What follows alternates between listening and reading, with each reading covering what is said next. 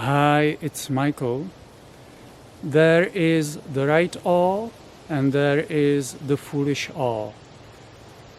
The right in the sense of, as the Buddha spoke about the right action, the right word, the right thought, the right whatever.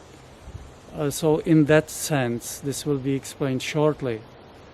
When we look at the stars, when we look at the mountains, when we look at the big rivers, the oceans, or even the microscopic, which looks beautiful and incredibly complex, we feel in awe.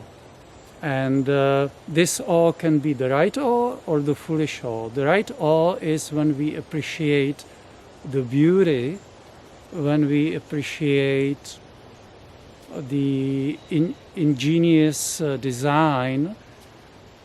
The foolish awe is when we say, and the mind tends to do this quite easily, when we say, "Oh, we are so tiny, what are we compared to the universe?" Or, "I am such an insignificant little speck on this planet, almost irrelevant." This is the foolish awe.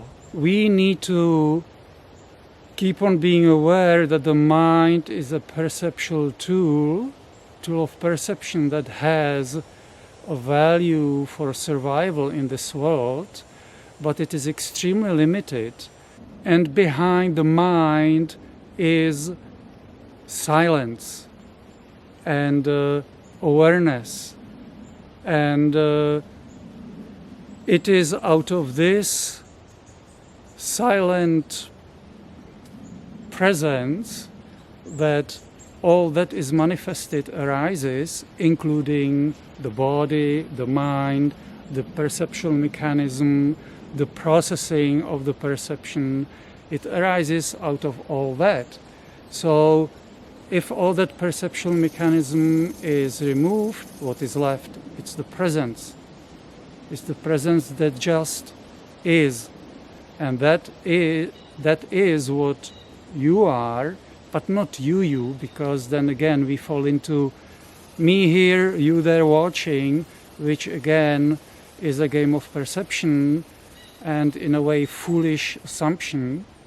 So it is just a presence that manifests in this physical world in so many different ways and is perceived by the mind, by the manifested mind, as seemingly independent. So it's important to be aware of this, not to fall into this game of duality, of insignificance and so on, because your home base, what you really are, as we are told, is the presence out of which arises. And it's obvious, because if we would be something else, then there would be something else besides the presence, and then the presence would be limited because there would be the presence and something else. And if the presence would be limited, it could not manifest unlimited universe, and its limitation would be its downfall, because limited things are temporary, right? Only things that are unlimited and infinite can last forever, so to speak.